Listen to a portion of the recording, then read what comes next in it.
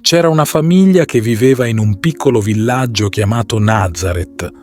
Era una famiglia semplice, fatta di amore e di silenzio. Maria, una donna dal cuore puro e dalla fede immensa, era la madre. Giuseppe, un uomo giusto e paziente, era il padre. E poi c'era un bambino speciale, Gesù, che con il suo sorriso illuminava ogni angolo della loro piccola casa. Maria si svegliava presto ogni mattina. Con dolcezza accendeva il fuoco e preparava il pane. Giuseppe si alzava poco dopo e si metteva al lavoro nella sua bottega di falegname. Le mani callose raccontavano la storia di un uomo che non si risparmiava, che dava tutto per la sua famiglia. Il suono degli attrezzi riempiva l'aria, un ritmo tranquillo e rassicurante. Il piccolo Gesù, con i suoi occhi grandi e curiosi, seguiva Maria ovunque. Guardava i gesti della madre con attenzione, imparando dal suo amore silenzioso. Quando Maria lavava i panni, raccontava al bambino storie di speranza e di fede. Gesù ascoltava, ogni parola sembrava diventare un seme che si piantava nel suo cuore.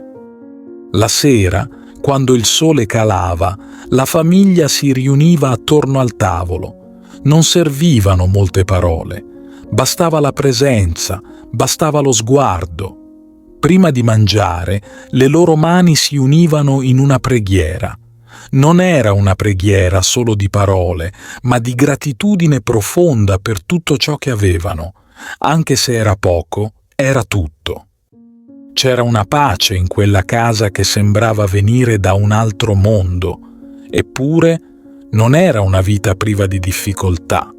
Maria e Giuseppe si preoccupavano per il futuro, per il lavoro, per il loro bambino. A volte si chiedevano come avrebbero fatto ad affrontare tutto. Ma poi bastava guardare Gesù che giocava con un pezzo di legno, trasformandolo in una barchetta, e i loro cuori si riempivano di speranza. Un giorno, mentre erano in viaggio, accadde un episodio che Maria e Giuseppe non avrebbero mai dimenticato. Gesù, che aveva 12 anni, si era allontanato. Lo cercarono ovunque, per ore, senza trovarlo. La paura cresceva nei loro cuori. Maria non smetteva di pregare, con le lacrime agli occhi. Giuseppe stringeva forte le mani, cercando di mantenere la calma. Alla fine lo trovarono nel tempio, seduto tra uomini saggi, mentre parlava con loro con una saggezza che non sembrava di questa terra. Maria si avvicinò e lo abbracciò forte, il cuore che finalmente trovava pace.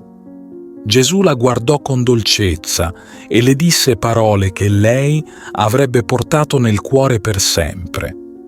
In quel momento Maria capì che quel bambino era un dono straordinario, non solo per lei e Giuseppe, ma per il mondo intero.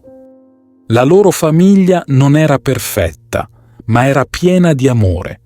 Un amore che superava le paure, le difficoltà, le preoccupazioni. Maria e Giuseppe avevano un compito speciale: crescere quel bambino che sarebbe diventato la luce per tutti, e lo facevano nel modo più semplice e umano, vivendo ogni giorno con fede e umiltà. Quella famiglia, con le sue mani che lavoravano e i cuori che pregavano, è ancora oggi un esempio per chiunque cerchi pace e speranza. È la storia di un amore che, nel silenzio delle cose quotidiane, ha cambiato il mondo. Ti invito calorosamente a iscriverti al nostro canale per darci supporto e permetterci di continuare a creare nuovi video che condividono storie ed esperienze ispiratrici. La tua iscrizione è un prezioso sostegno che ci motiva a condividere più contenuti di valore e a diffondere messaggi di speranza, fede e crescita personale. Grazie di cuore.